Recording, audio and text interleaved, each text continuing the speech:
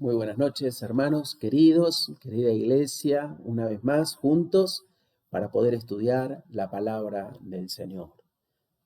También no nos olvidamos de aquellos que comparten con nosotros el estudio de la Carta a los Gálatas, queridos hermanos de otras congregaciones, que el Señor también les esté bendiciendo.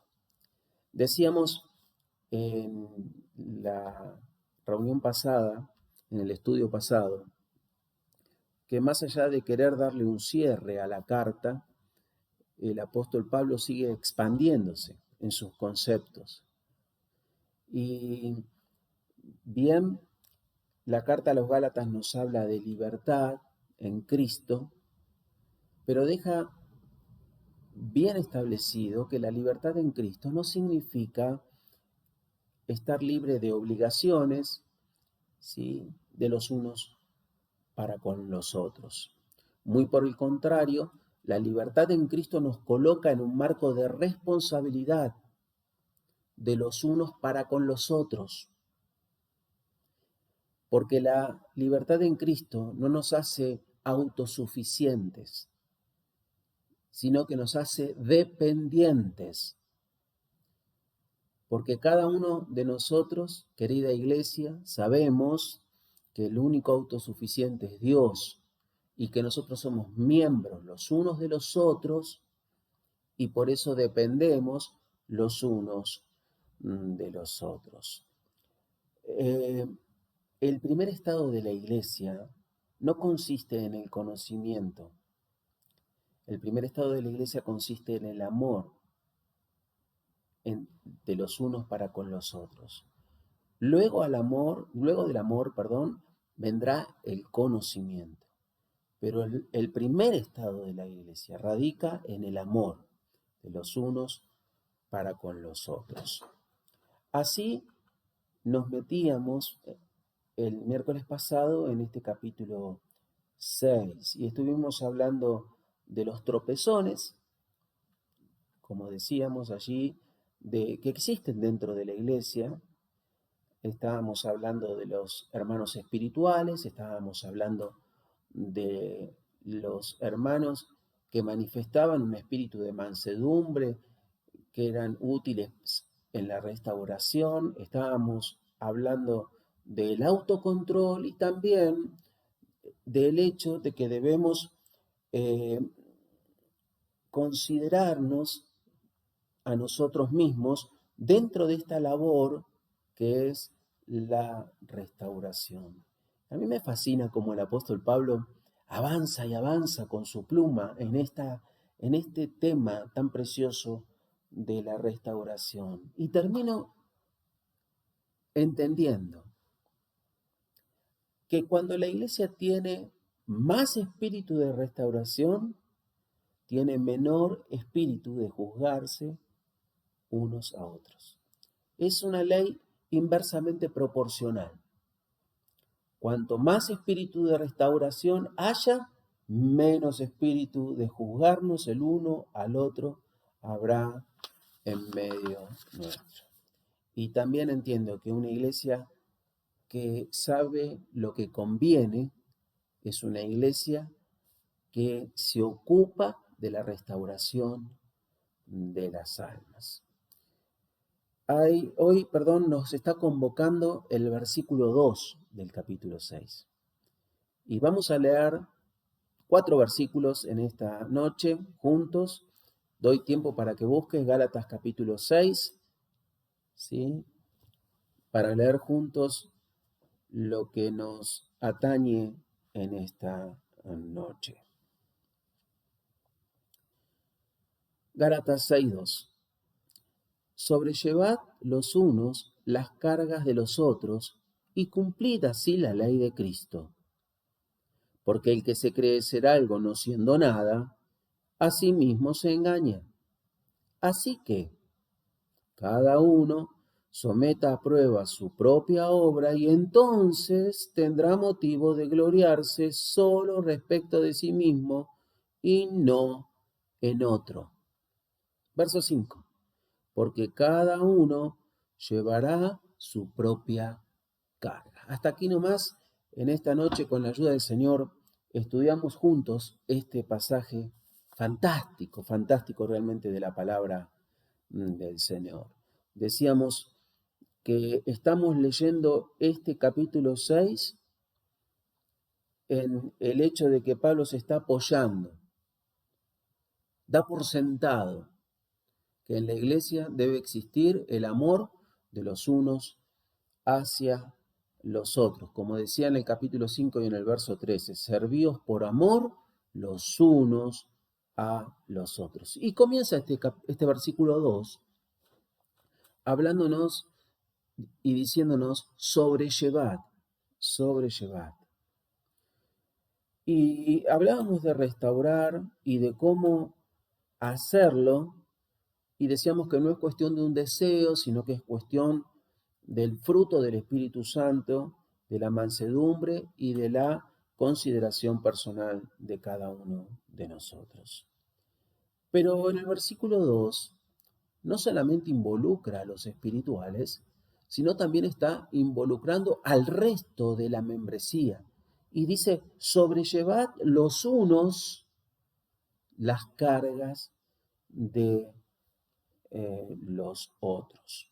Esta expresión sobrellevad, este verbo, está en tiempo presente continuo y además está en imperativo. Quiere decir que es algo que tiene que estar constantemente en ejecución, tiene que estar trabajando en el seno de la iglesia constantemente. El hecho de que debemos sobrellevar los unos las cargas de los otros. En el versículo 1 hablábamos de las caídas, de los tropezones, de pecados. Ahora ya no vamos a hablar de pecados. Ahora vamos a estar hablando, o el apóstol Pablo está direccionando su pluma a las vivencias íntimas, a las vivencias personales de cada miembro de la congregación. Esas vivencias profundas que marcan el alma y que marcan el corazón. Allí está dirigiendo su pluma el apóstol San Pablo. Y la expresión sobrellevar significa aliviar el peso de una dificultad que aflige. Repito, sobrellevar significa aliviar el peso de una dificultad que está afligiendo. El verso 2 dice que debemos aliviar el peso de una circunstancia que está afligiendo, ¿sí? Y lo denomina carga. Sobrellevad la carga los unos a los otros. La palabra carga significa aquí un peso casi imposible de llevar. Algo que es tan pesado, tan abrumador, que no lo puedo ni tolerar ni llevar. En estos días me preguntaba, Pablo, ¿de qué estamos hablando? ¿A dónde nos está llevando? ¿Dónde me está llevando cuando estoy leyendo esto? Que debo sobrellevar esta carga que abruma a otros y yo tengo que ponerme allí para ayudar a sobrellevar. ¿De qué hablamos cuando hablamos de estas cosas? Mira, el Espíritu me llevó a considerar esta palabra carga en el Nuevo Testamento.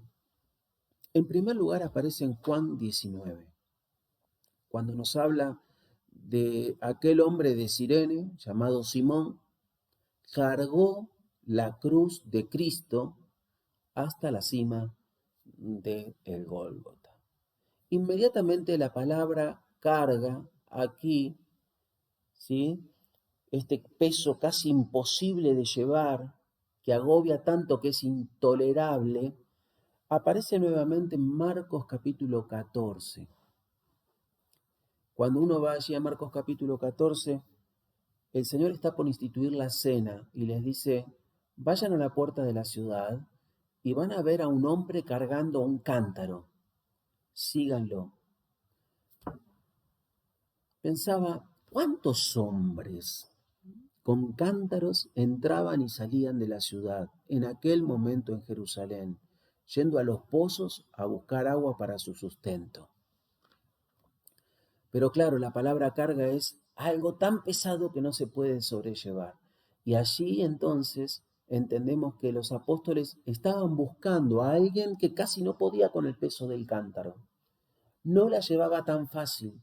El peso del cántaro lo estaba agobiando y le era casi imposible de trasladarlo. A ese tenían que seguir. El agua nos habla de algo que es vital para la vida, de una necesidad vital. Lo necesitamos sí o sí. El maestro dijo, no solo de pan vivirá el hombre, sino de toda palabra que sale de la boca de Dios. Intrínsecamente, esta expresión nos lleva a pensar y sabemos que el hombre no puede vivir solamente de la palabra de Dios, también necesita el pan. Así que lo que nos muestra esta palabra aquí es que nos está hablando de aquellas cosas que son necesarias para la vida, para el sustento de la vida. Nos está hablando de aquellas personas que están sobrellevando una carga de una carencia tan profunda que les está haciendo prácticamente imposible seguir adelante con la vida. Y una iglesia que se sabe cuidar a sí misma es una iglesia que sabe sobrellevar la carga del sustento, los unos de los otros. En tercer lugar, esta palabra aparece en Lucas 7. En Lucas 7 allí hay una viuda, la viuda de Naín, está llevando a enterrar a su propio hijo. Y de repente el cortejo se frena ante la persona de Jesús. Y dice allí que los que cargaban el féretro se detuvieron. Esto nos está hablando de las pérdidas. Y las pérdidas a veces son como profundas dagas que se clavan en el corazón, que son tan difíciles de sobrellevar. Y una iglesia que se sabe cuidar es una iglesia que sabe cuidar las emociones de cada uno de los hermanos. Aparece en cuarto lugar esta palabra en Juan capítulo 10, en el verso 31. Allí dice que las personas cargaban piedras para apedrear a Jesús.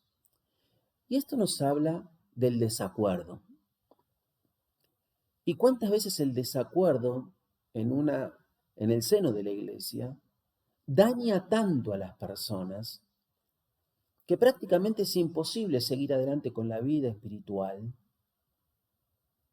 Porque el desacuerdo es tan pesado, la ofensa se hizo tan grave, que se hace difícil perdonar y esto trae aparejado un montón de cosas que ya nosotros conocemos.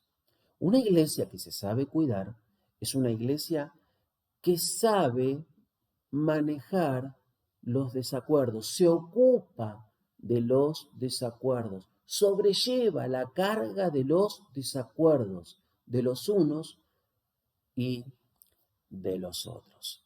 En sexto lugar, esta palabra carga, ¿sí? Boré, aparece en Hechos capítulo 15. Allí está el concilio de Jerusalén. Pedro toma la voz y dice, no es justo que carguemos con un yugo a estos hermanos que ni sus padres, y sigue la exposición de Pedro. Pedro está vinculando la carga del yugo con los antepasados, con los padres y sus antecesores. Lo que nos está hablando de las cargas generacionales, nos está hablando de todas aquellas cosas que traemos por naturaleza de nuestra línea genética. Y cada uno tenemos cargas generacionales y cargas de la línea genética. Y una iglesia que se sabe cuidar es una iglesia que aprende a sobrellevar las cargas de familia, las cargas genéticas, las cargas de nuestros antepasados, de los unos para con los otros. Luego aparece allí en Hechos 21 esta palabra carga vinculada a un hombre. Y termina de aparecer esta palabra boré en Apocalipsis 17, 7, vinculada a una mujer. Lo que nos está enseñando la Biblia es que hay cargas pesadas en las relaciones en el seno de la iglesia, a las cuales la iglesia tiene que estar atenta y tiene que aprender a sobrellevar. Y una iglesia que se sabe cuidar es una iglesia que cuida las relaciones interpersonales y las relaciones familiares dentro de su seno. Yo puse aquí en mi apunte en estos días, Pablo no será mucho. Y entonces aparece en mi mente el texto de Romanos 15, verso 1, y dice, los que son fuertes deben sobrellevar a los que son débiles. Pero inmediatamente el Señor puso en mi corazón la expresión del apóstol cuando dice, cuidado, que el que está fuerte, mire que no caiga. Y en estas apariciones de la palabra boré, carga casi intolerable de cargar, les dije que aparecía en Juan capítulo 19 y no dije absolutamente nada de esto. Y lo dejé para este momento. Cuando el Señor tenía que salir de camino al Gólgota, la cruz era pesada, pero su situación física, la deshidratación, el haber soportado el castigo feroz del cual describe puntualmente la Biblia, hacen que para el Señor en ese momento la carga de la cruz sea intolerable. No podía bajo el peso de la carga. Y entonces aparece Simón de Cirene, el cual carga la cruz y la lleva a la cumbre del Gólgota. Simón de Cirene lleva una carga que en ese momento Jesús no podía llevar. Horas más tarde, el Señor está colgado allí en la cruz del Calvario y el Señor está cargando el pecado de Simón de Cirene tras sus espaldas, una carga que Simón de Cirene no podía llevar.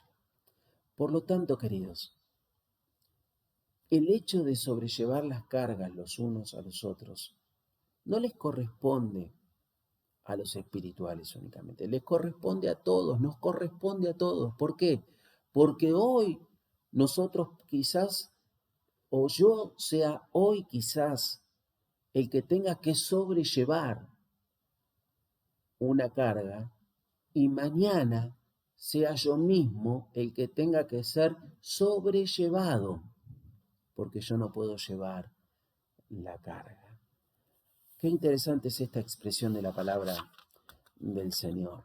Sobrellevad las cargas los unos a los otros y cumplid así la ley de Cristo. Les decía que el primer estado de la iglesia es el estado del amor. Y queridos, la ley de Cristo solamente se puede cumplir en el camino del amor, dirigiéndolo, direccionándolo hacia el que tengo al lado. La carta a los Gálatas nos enseña, queridos, lo importante que es el rol social en la iglesia. Un rol social dirigido a los de adentro, sobrellevando las cargas los unos de los otros. y un rol social para con los de afuera. Y me pregunto y dejo en tu corazón la pregunta, ¿no se estaba refiriendo a esto el Señor cuando decía, para que sean uno y los de afuera puedan creer? Verso 3. Porque los que se creen ser algo, no siendo nada, a sí mismos se engañan. Así que cada uno someta a prueba su propia obra y entonces tendrá motivo de gloriarse solo respecto de sí mismo y no en otro. Bajo la línea de la cual o en la cual estamos interpretando la palabra de Dios, de lo que el Espíritu Santo nos está diciendo, hay dos maneras de ver este versículo, o este versículo tiene una doble enseñanza. En primer lugar, nos habla de las personas que se creen algo y no son nada. Pienso en aquellas personas que en este momento tienen que ser sobrellevadas. Y la Escritura dice, si que piensan ser algo y no son nada. Y a veces las personas creemos que nosotros con nuestras propias fuerzas vamos a poder solucionar el momento de vida que estamos atravesando. Muchas veces nosotros nos creemos autosuficientes como para poder afrontar la situación y salir adelante. Y uno les dice y les pregunta, hola, ¿cómo estás? Y la respuesta es bien, pero en el corazón están en jaque mate.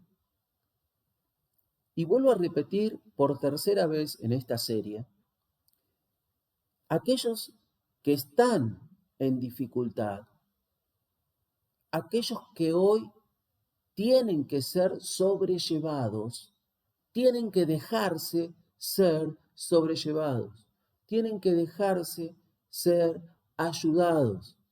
La autosuficiencia no lleva a ningún lado. Por el contrario, el reconocernos carentes y vulnerables y necesitados es el primer paso para querer sanar, para querer salir de la situación de opresión casi intolerable en la cual estamos viviendo. Pero también está dirigido a aquellos que sobrellevan, los que están poniendo el hombro para aliviar la carga del otro. Y decíamos en el versículo 1 que debíamos considerarnos, debíamos considerarnos. ¿Por qué? Porque al final de cuentas, querido hermano, el espíritu de mansedumbre que necesitamos para restaurar es de Dios, es del Espíritu Santo, es el fruto de Él. En segundo lugar, la fortaleza para poder poner el hombro junto al necesitado viene de Dios. Por eso la Biblia dice que nos debemos fortalecer en Dios y en el poder de su fuerza.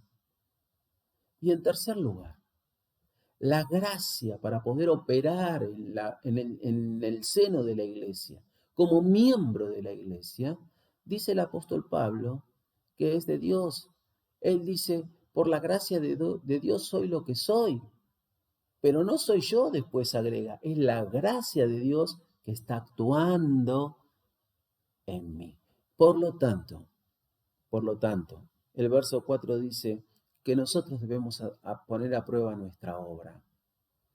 Y si tenés algo de qué gloriarte, y en verdad a veces tenemos algo de qué gloriarte, cuando vemos que la ayuda fue oportuna, cuando vemos que la palabra o el trabajo de restauración hizo su efecto, al final de cuentas, el gloriarnos es ir a la presencia de Dios y decir, Señor, gracias por haberme utilizado, por haber sido un instrumento útil.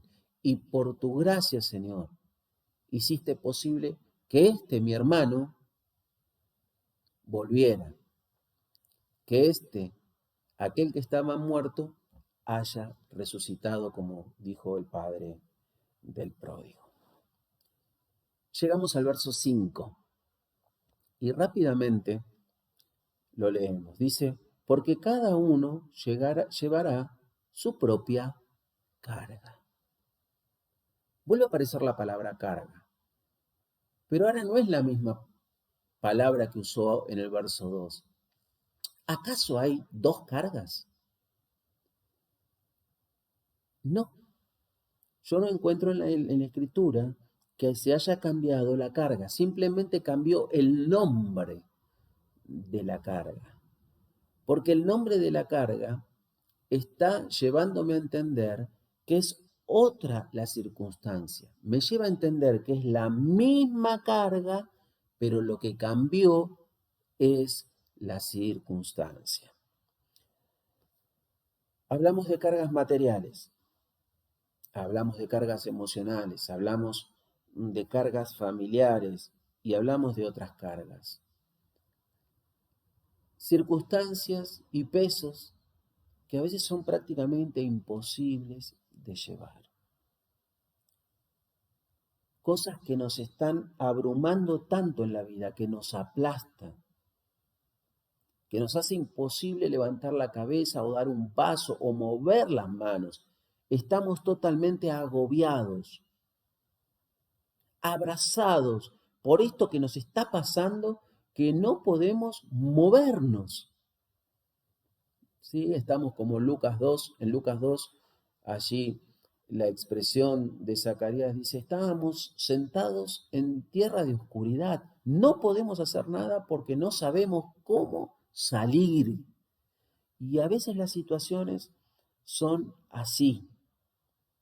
Y esta es la carga del verso 2. Pero en determinado momento y en esta situación, viene aquel que se acerca para sobrellevar, para ayudarnos a sobrellevar la carga, para hacernos un poco más liviana la carga. Y esta es una labor, decíamos, de toda la iglesia, no es solamente de algunos, es ir a ayudar al que está bajo la opresión de una circunstancia. Y luego de la intervención, no se cambia el nombre de la carga, solamente cambia la forma de sobrellevar la carga. En el verso 2 es imposible llevar la carga y en el verso 5 ahora la carga es posible llevarla. A veces la economía es tan abrumadora que no la podemos sobrellevar. La carencia es tan grande que es imposible sobrellevarla, es imposible vivir de esa forma. A veces las pérdidas, ¿sí? La pérdida es tan profunda que no nos deja levantar la vista, no nos deja levantar la cabeza, no nos deja latir el corazón. Quisiéramos también nosotros desaparecer. Ahora, a veces el desacuerdo es tan grande, como decíamos, que no puedo seguir adelante con mi vida espiritual porque hay un desacuerdo, una ofensa tan profunda en el seno de la membresía. Pero cuando aparecen los que sobrellevan la carga, quizás la carencia esté, quizás la pérdida siga estando y quizás el desacuerdo siga estando. Pero algo cambió, algo cambió. Y ahora, aún teniendo poco, puedo seguir adelante. Aún teniendo el dolor del corazón por la pérdida, puedo seguir adelante con la vida. Aún habiendo desacuerdo y estando en desacuerdo, puedo sentarme al lado de esa persona que piensa distinto a mí y alabar y glorificar el nombre de Dios. ¿Qué es esto, Marcos? Me está haciendo un poco difícil, quizás estás diciendo en tu corazón. Mira, te lo voy a graficar con una historia de la palabra de Dios. Ruth, en el capítulo 1, nos habla de una familia tipo. Noemí la esposa, Elimelec el esposo, Malión y Quelión los hijos. Esta familia tipo vivía en Belén. Allí en Belén A Ruth y a Elimelec le habían nacido sus 2 hijos. Malión significa enfermedad. Kelión significa debilidad. Ahora, mientras ellos estaban en Belén, enfermedad y debilidad vivían. Un día Elimelec y Noemí deciden migrar a Moab. Y allí en Moab, enfermedad y debilidad mueren. Y la pregunta es, ¿por qué en Belén vivían y por qué en Moab murieron? La respuesta es simple. En Belén estaba Dios y en Moab no estaba Dios. Y la enseñanza es esta. Cuando estamos de la mano de Dios, aún en enfermedad o aún en debilidad, es posible tener una vida.